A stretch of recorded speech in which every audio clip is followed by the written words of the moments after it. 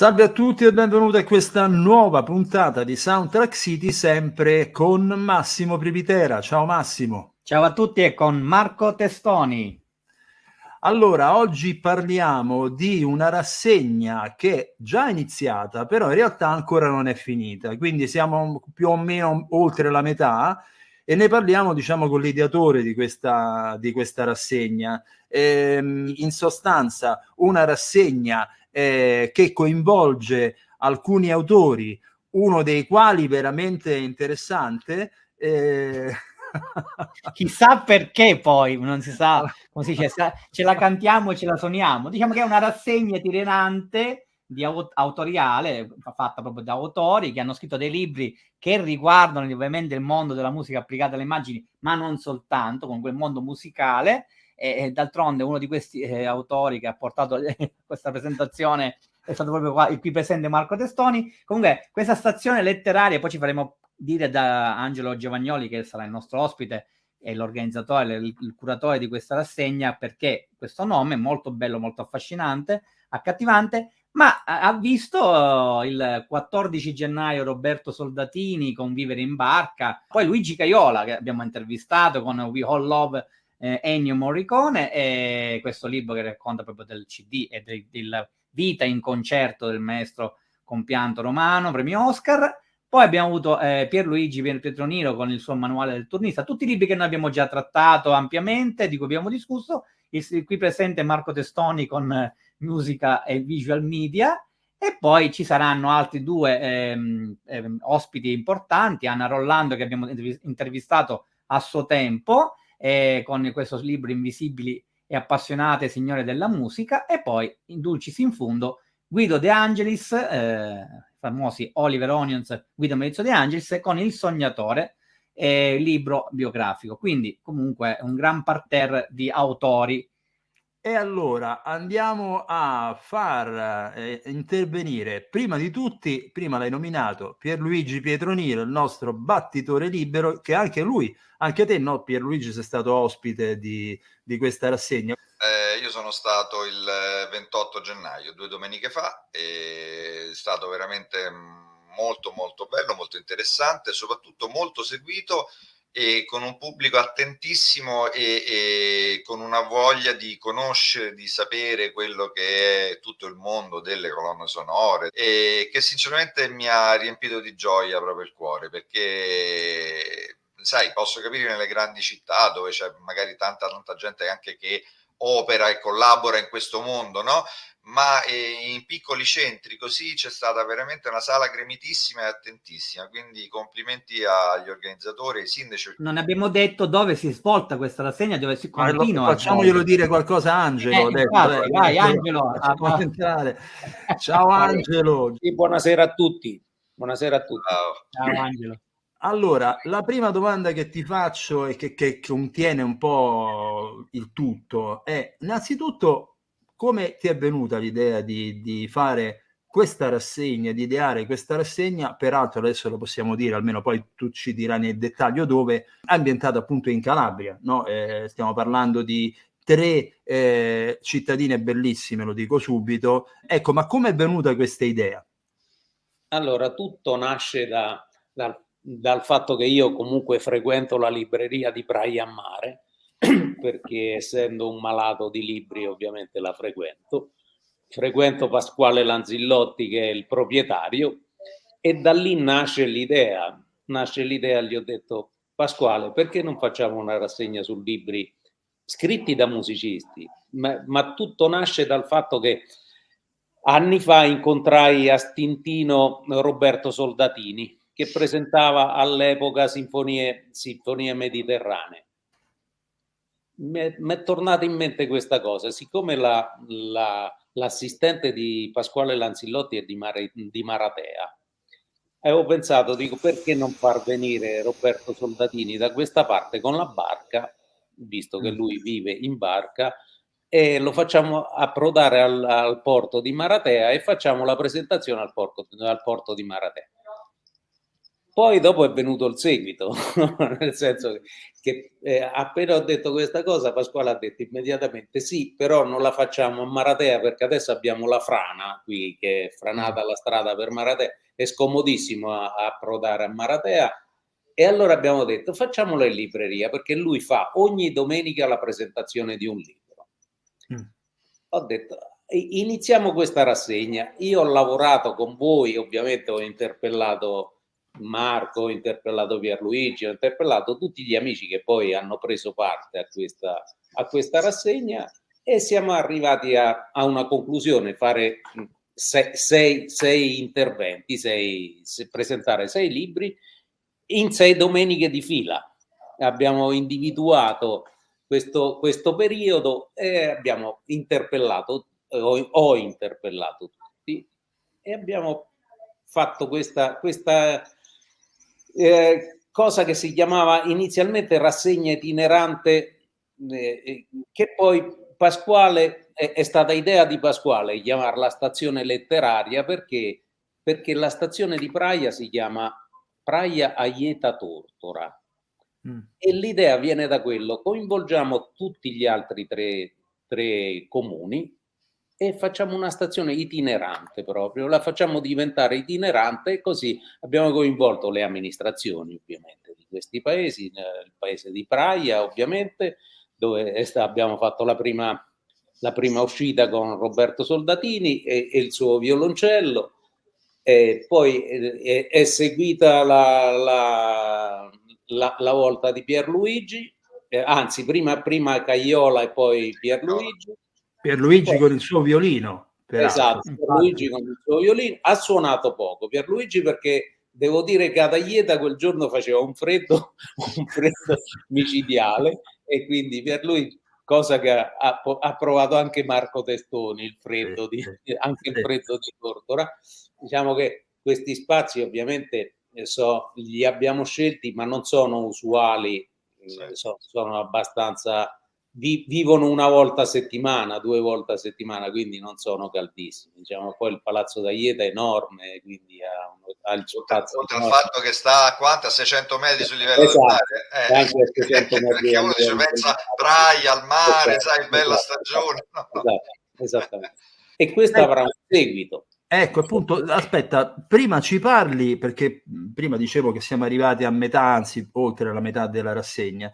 Ci parli di questi ultimi 2 appuntamenti? Ho voluto fortemente Anna Rollando. Io ho letto i suoi 2 primi libri e ho letto anche l'ultimo, Le invisibili signore della musica.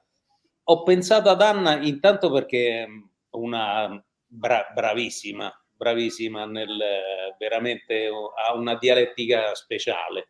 L'ultimo a cui ho fatto riferimento è Guido De Angelis. Guido De Angelis per me io ho vissuto praticamente con i fratelli De Angelis dagli anni 70 ad oggi, cioè, io sono stato per loro il line producer dei 10 Comandamenti, del musical I 10 Comandamenti, non solo aver diretto quasi tutte le loro colonne sonore, quindi da Elisa di Rivombrosa a quant'altro. Ha scritto questo libro, ero curioso di leggerlo, l'ho letto ovviamente, e ho deciso anche di inserire Guido. E quali saranno le date di questi 2 ultimi appuntamenti? Domenica 11 Anna Rollando e il 18 invece Guido, sempre alle ore 18. Senti, una domanda però, e poi lascio la parola agli altri, la devo fare per forza. Cioè, tu adesso hai detto qualche cosa sulla tua vita professionale, no? Hai parlato della tua collaborazione con i fratelli De Angelis. In realtà noi sappiamo che tu sei molto, molto, molto, molto di più di tutto questo. Allora, se ti dovessi dire di una sorta di sinossi della biografia appunto di Angelo Giovagnoli, ecco, tu come ti piacerebbe, infatti ho detto sinossi, come ti piacerebbe descrivere? Ci vorrebbe un libro. Esatto, forse ci vorrebbe un libro, cosa che mi ha consigliato Pierluigi, ma non ho avuto ancora tempo di farlo, di scrivere un libro. Ti ci metto. Forse un giorno lo troverò questo tempo. Diciamo che la vera sinossi è che io inizio da ragazzino, veramente da ragazzino, perché mio padre era un amante della musica e non solo, suonava la tromba. Prendo questa tromba, quando lui la lasciava dentro l'armadio, io prendevo la tromba a 4 anni e mezzo, gli tiravo fuori la tromba e ci soffiavo dentro. Quindi nasce tutto da lì, la passione per la musica, ovviamente, che poi è continuata con lo studio del corno, perché sono arrivato in conservatorio, ho studiato il corno, ho fatto il cornista per una vita, diciamo dall'età di 8 anni e mezzo fino all'età della pensione, fino al pensionamento, e non solo ho fatto il cornista, ma ho iniziato negli anni 70 a collaborare con l'Unione Musicisti, quindi signori, qui abbiamo uno scoop, perché io quando mi ha detto sta cosa ho avuto un mancamento, mi hanno portato all'ospedale di Maratea praticamente. Angelo, tu devi dire il tuo primo turno di registrazione qual è stato col corno, di quella pubblicità che chi ha la nostra età, che io andai a fare un concerto a Sermoneta, a Palazzo Castello Gaetani, con Virginio Iattoni, che era all'epoca primo corno del Teatro dell'Opera. Andammo a fare con Alberto Lisi, famoso violinista sudamericano, andammo a arrivare il Musikalischer Spaß.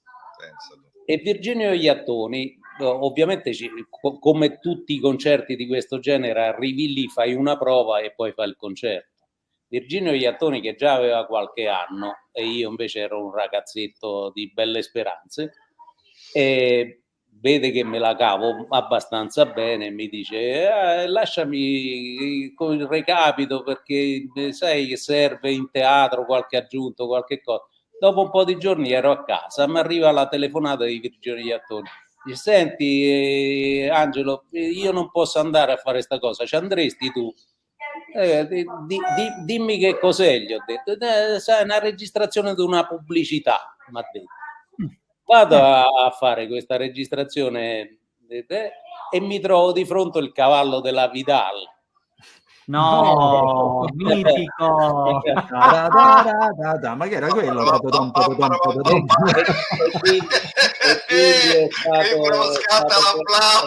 stato per anni il mio marchio indelebile. È un pezzo iconico quello, cioè veramente qualcosa. No, vabbè, ce l'ho impresso anch'io nella mente, proprio cavallo della vita. Poi ho seguito, ovviamente non mi sono fermato, perché ho iniziato a studiare composizione con la Ravinale, ho seguito con Cece a Napoli, ma devo dire che il mio padre putativo di composizione reale è stato Rizzo Ortolani, poi alla fine quello che mi ha seguito ho fatto il suo assistente per svariati anni, e questo mi ha permesso di frequentarlo e di capire e carpire soprattutto qualcosa che era mio interesse di imparare. Mica male, voglio dire, essere assistenti di Rizzo Ortolani. Senti, poi però la tua attività si è allargata anche all'organizzazione, diciamo così. La mia attività, poi incontro negli anni 2000, incontro Goffredo Gibellini, che all'epoca era soltanto tecnico del suono, lo incontro al Forum, perché era il nipote di Emma Patrignani. Lo incontro al Forum, ci rincontriamo dopo, io vado a lavorare da lui per l'ex Sonic, vado a lavorare da lui spesso. Durante la lavorazione del film Callas quello dell'Alessio Vlad esattamente, quello con Zeffirelli, che Zeffirelli volle che io facessi l'assistente per alcune cose della colonna sonora. Mi imbatto in Goffredo, che era, diciamo, tra tutti quelli che ho conosciuto era un vulcano, lo è ancora un vulcano. E quindi mi dice: ma perché non facciamo la Digital Records?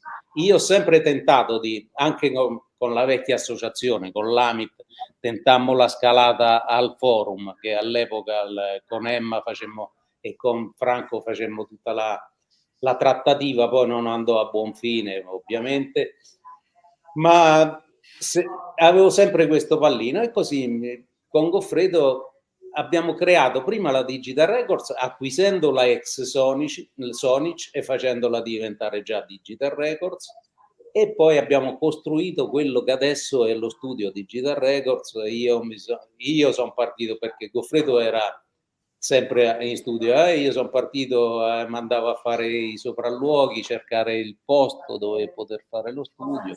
L'abbiamo disegnato, costruito, fatto proprio dal nulla.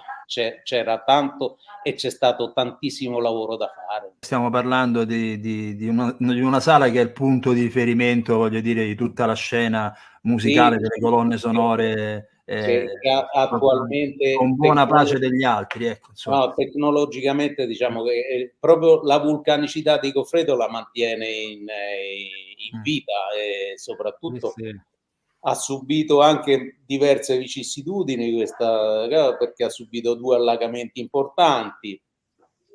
Al secondo allagamento io sono uscito dalla società, ma ovviamente faccio sempre parte dello staff come consulente artistico.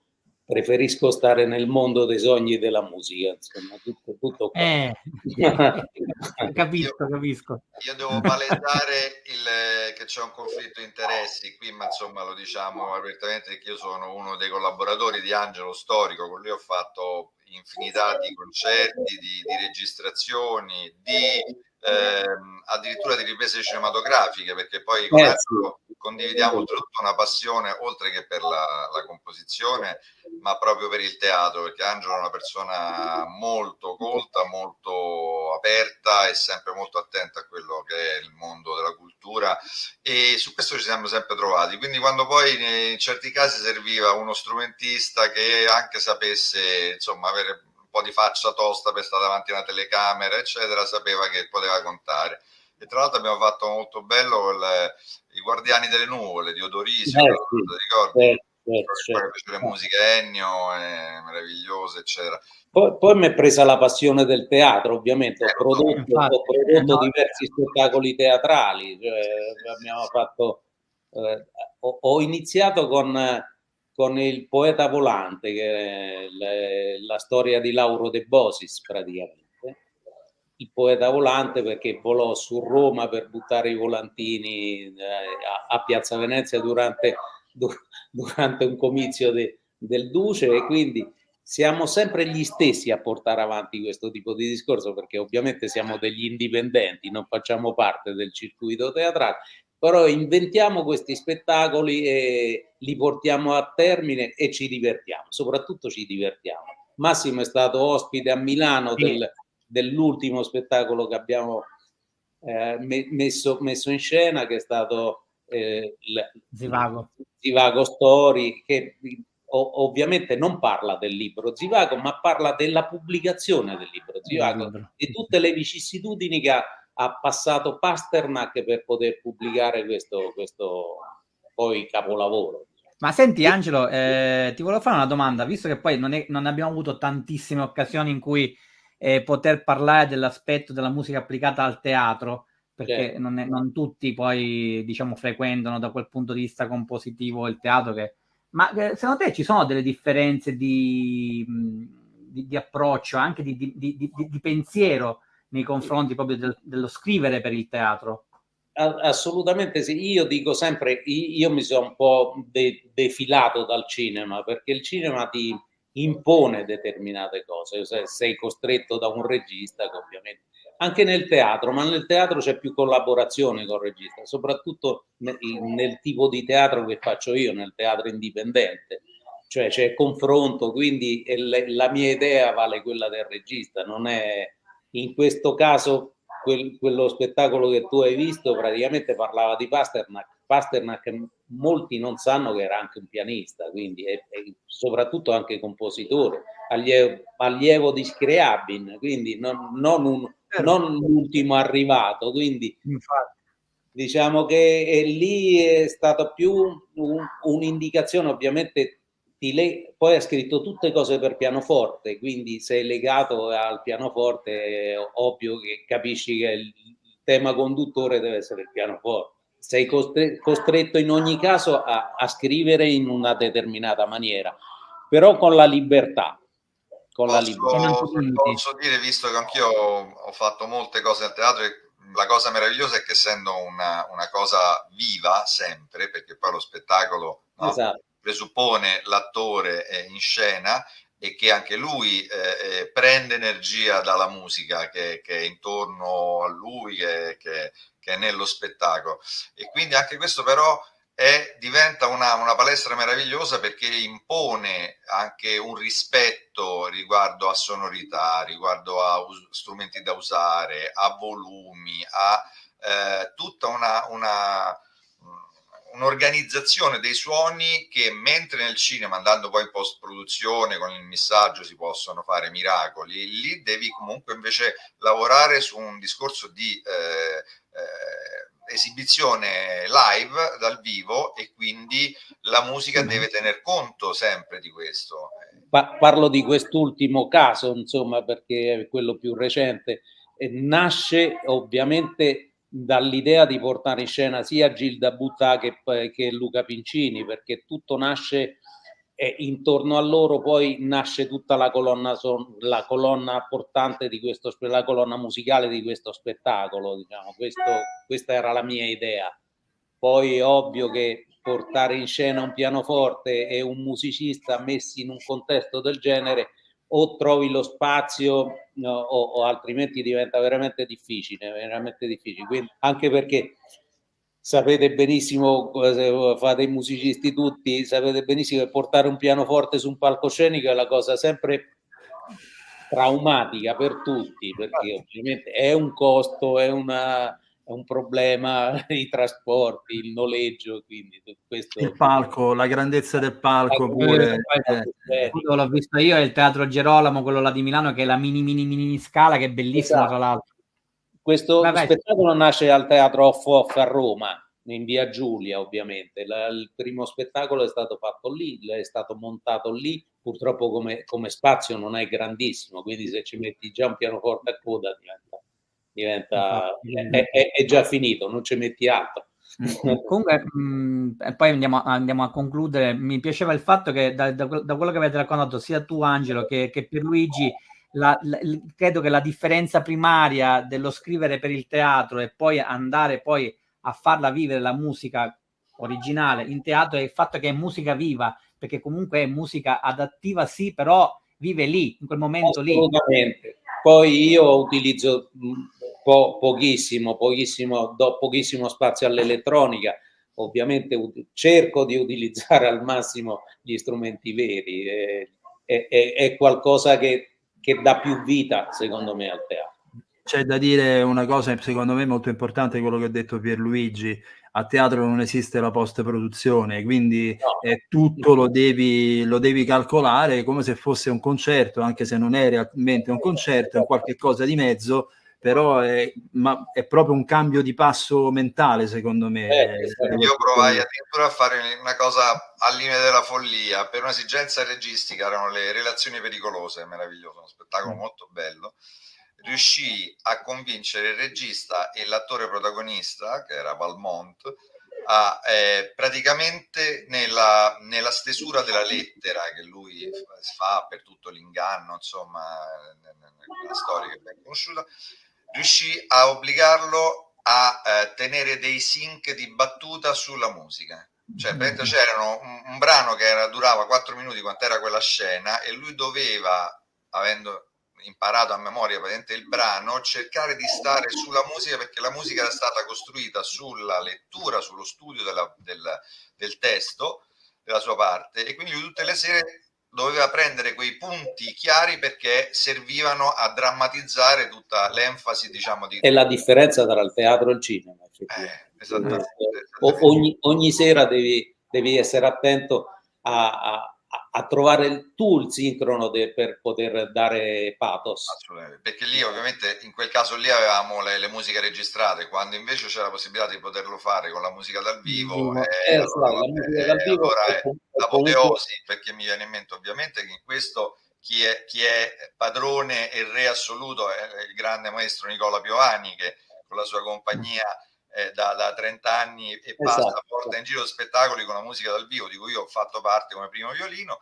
E tra l'altro su questo mi riaggancio perché grazie ad Angelo che ebbi l'occasione di poter partecipare alla registrazione anche della Vita è Bella, di cui si occupò lui dell'orchestra, di tutta la preproduzione, e sempre con Nicola, quindi insomma pubblicamente grazie e ancora complimenti a te. Senti, questo io devo andare a concludere. Massimo farà la domanda finale, ma io faccio la domanda prefinale perché un po' mi viene in sostanza. Allora, abbiamo capito che Angelo, insomma, è un personaggio a tutto tondo, come ce ne sono tanti nell'ambito della scena, della musica, vogliamo dire applicata, ma non solo. E uno dei motivi per cui esiste questo programma è proprio di farli venire allo scoperto, cioè nel giro di 6 minuti Angelo ha parlato di una serie di nomi con cui ha lavorato o di eventi, dallo sketch pubblicitario di cui si parlava prima fino ad arrivare a Zeffirelli e via discorrendo. No, aspetta, è finendo su Russell Crowe perché non l'ha detto, ma infatti ha curato il tour di Russell Crowe adesso. Quando una persona come Angelo decide di fare una rassegna sulla musica per il cinema legata a dei libri, legata a degli scrittori musicisti, lo fa in maniera avveduta, non è un improvvisato che mette insieme dei nomi e via dicendo, c'è tutta una visione che peraltro io ho imparato a conoscerlo Angelo quando sono andato a fare appunto la presentazione da lui e ho scoperto che noi abbiamo un altro punto in comune che non conoscevo, un mio libro, quello dedicato a Renato Nicolini, La gioiosa anomalia, lui conosceva perfettamente Renato Nicolini, cioè in qualche modo collaborato, e immagino che questo tuo amore del teatro magari anche all'epoca c'era, e quindi diciamo che la Roma di quel tempo era molto ricca dal punto di vista delle cantine, dei teatri. Grazie a Nicolini, perché venivamo dal periodo veramente buio romano. Direi. Sia io che Pierluigi, come hai visto, siamo rimasti veramente colpiti dal grado di sensibilità che abbiamo incontrato nel pubblico. Io e Pierluigi, che viviamo in una grande città come Roma, a volte sonnolenta, a volte pigra, a volte è difficile parlare di argomenti che vengono definiti tecnici, ma poi in realtà non sono, di fronte a una platea molto pimpante, molto, molto vivace. Ecco, Angelo, pensi che i tempi siano maturi per credere che il pubblico non è poi così fesso e in grado di recepire anche contenuti un attimo un po' più alti da quelli che vediamo? Potrei dire nell'attualità. Io l'ho constatato nel mio trasferirmi qui a Praia, ovviamente, frequentando questa libreria dove ogni domenica viene presentato un libro e dove non è un salotto bene, ma è un salotto pieno di diversità e pieno di interessi, perché ogni volta che tu vai trovi gente nuova e ci sono ovviamente quelli esatto, lo zoccolo duro è sempre presente, ma trovi sempre l'interesse anche del giovane che arriva e fa la domanda perché ha letto il libro e ti chiede, è interessato a chiederti ovviamente qualcosa che viene dalla sua mente. Questo è fondamentale. Non viene dall'imposizione televisiva, ma viene dalla sua mente perché ha letto un libro e si è fatto una sua idea. Questa è la cosa importante. Direi che con queste parole, voglio dire, anche evitare l'ultima domanda e andare direttamente. C'è per te nella tua esperienza, nel tuo immaginario, una canzone legata al cinema o alla serialità originale, una movie song originale che ti è rimasta particolarmente impressa? Non ho molte preferenze per la canzone a chiusura dei film, però se devo dire, diciamo che ho amato tantissimo quello che si faceva negli anni 60, i famosi musicarelli, probabilmente siete troppo giovani e non ve li ricordate. Però io, essendo stato compagno di scuola di Zambrini, nel momento in cui compagno di collegio, ovviamente lui usciva, io entravo, perché c'è una differenza d'età con Bruno, però diciamo che questi musicherelli con la musica di Bruno ovviamente sono stati il mio leitmotiv per tutta la mia gioventù.